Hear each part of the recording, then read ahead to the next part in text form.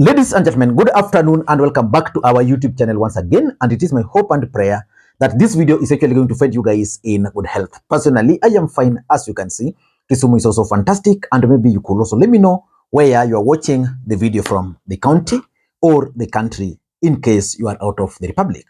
Ladies and gentlemen, the National Dialogue Committee, co-chaired by Stephen Kalonzo Musyoka and Kimani Ichung'wah, yesterday released their statement.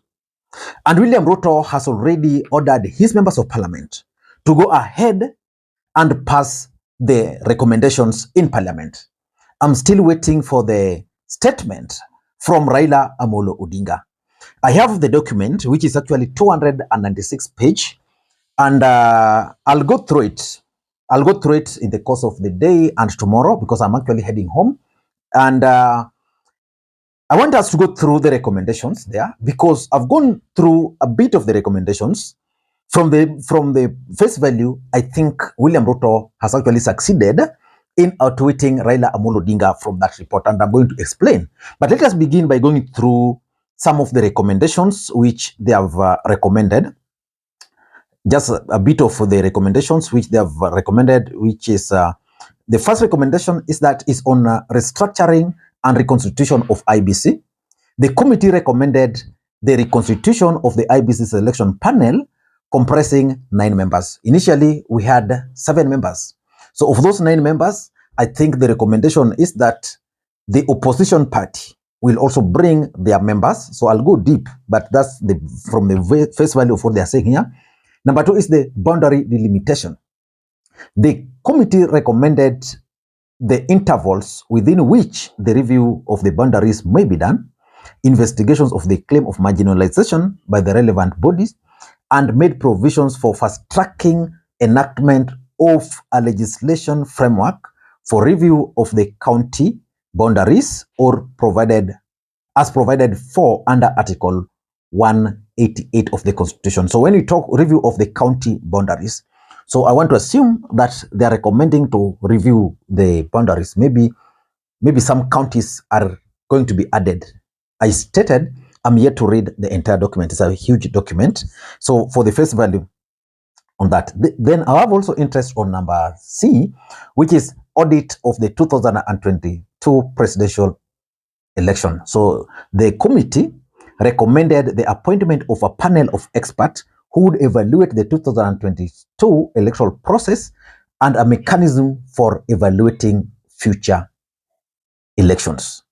So this one here, the expert who would evaluate the 2022.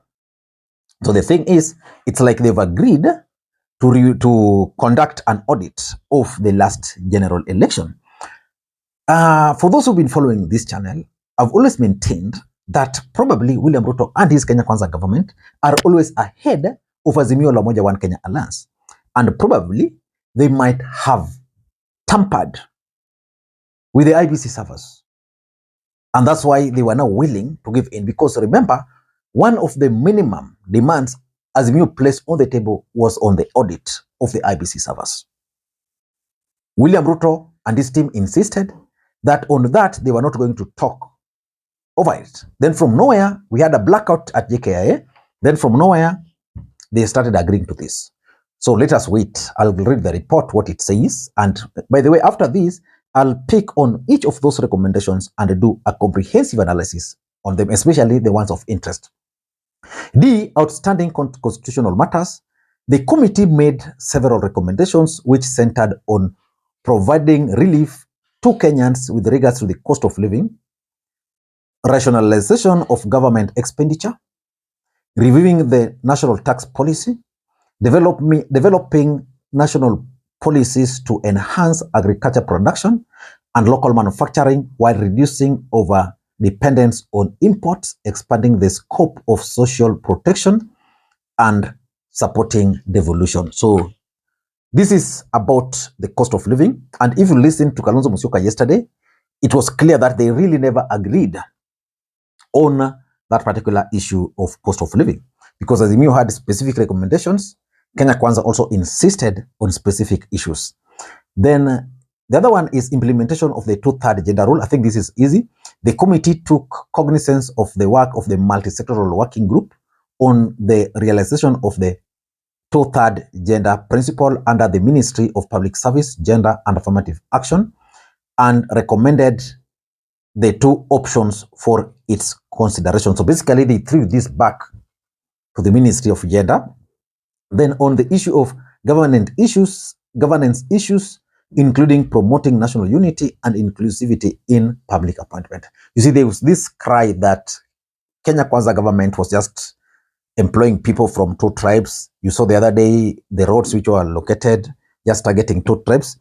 And they are saying here, the committee recommended legislative interventions to guide the process of implementation of governance and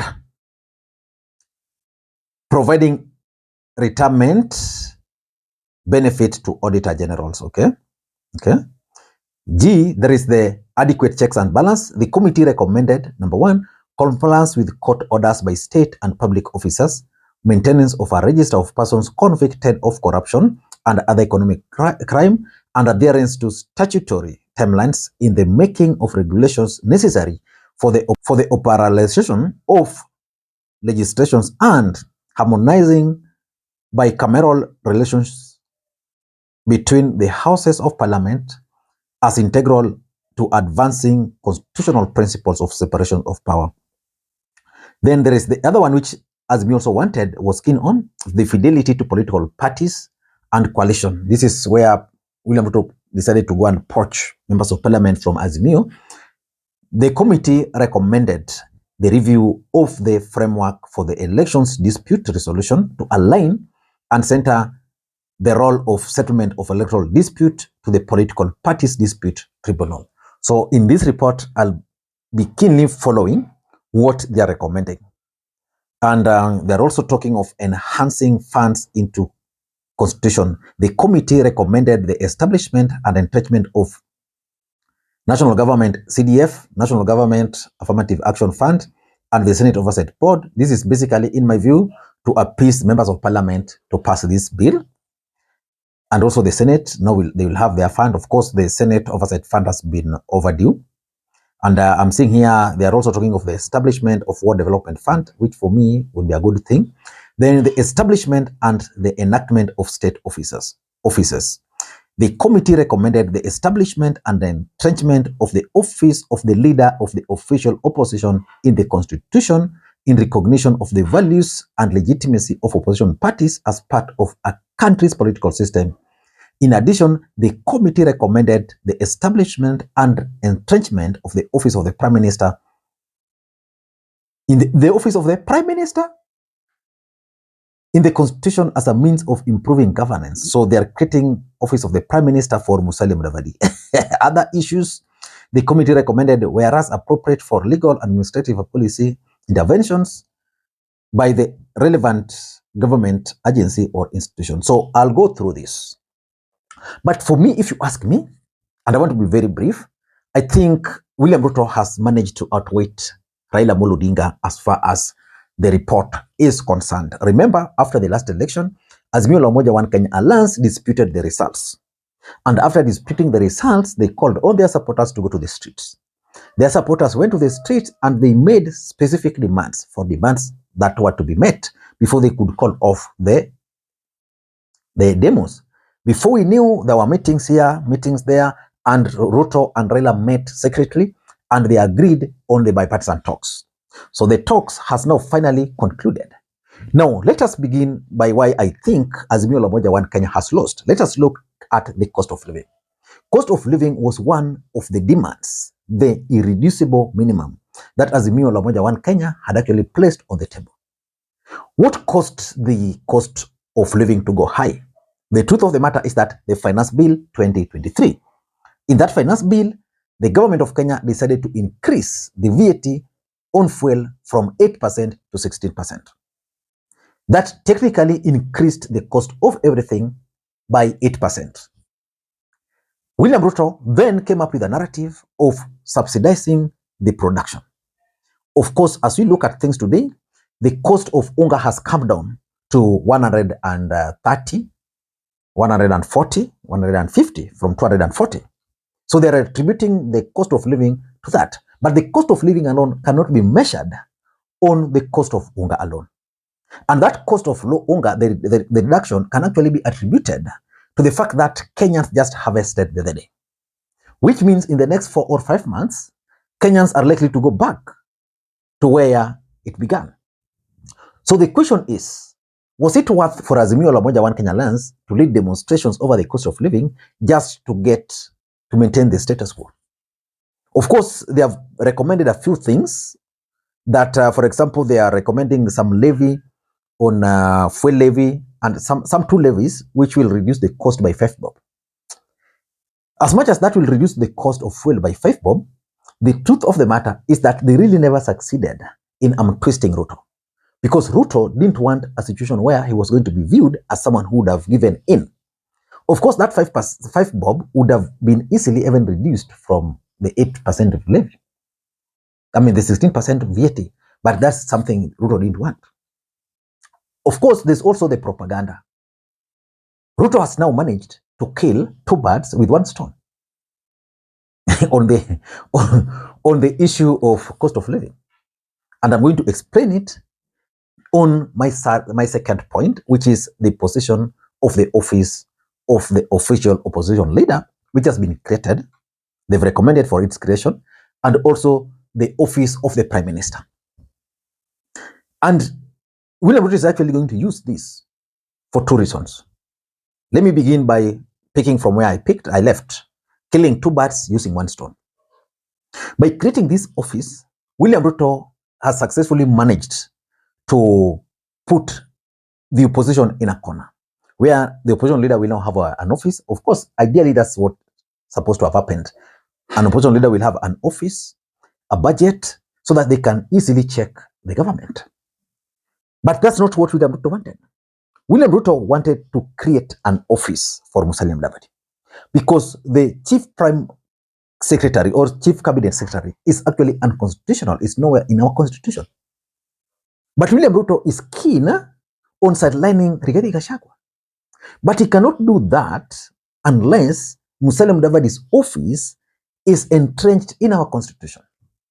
So William Ruto is creating the office of the Prime Minister for Musalia Mudavadi as part of his strategy to frustrate and sabotage Rigathi Gachagua. And I'm sure this committee is going to come up with specific roles for that office. So Ruto is able to appease Azimio on one side, but he's also able to actually achieve his political objective. Then again, that office of the official opposition leader, if you ask me, is definitely going to create division in Azimio. I want you guys to take that to the bank. Who is going to be the official opposition leader? Is it going to be Raila? Is it going to be Kalonzo? Is it going to be Opiyo Wandayi? Yeah, right? In parliament. So how are they going to craft it? So let us wait and see. And of course, Azimio have also lost the narrative on the cost of living. Because the cost of living was the main reason why Kenya Kwanza were very busy and angry with Kenya Kwanza. Then tomorrow, Azimio cannot stand and lecture Kenya Kwanza on the cost of living when their committee has recommended what William Ruto should do.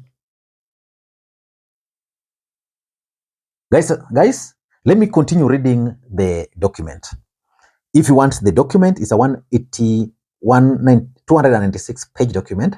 If you want it, you can ask me to send it to you on the numbers we are saying there, 0777 741323. That's purely WhatsApp number. So you can send it to, you can send a request to that number. Then I can send you in case you don't have the report. Until next time, this is Makwiny. Bye-bye.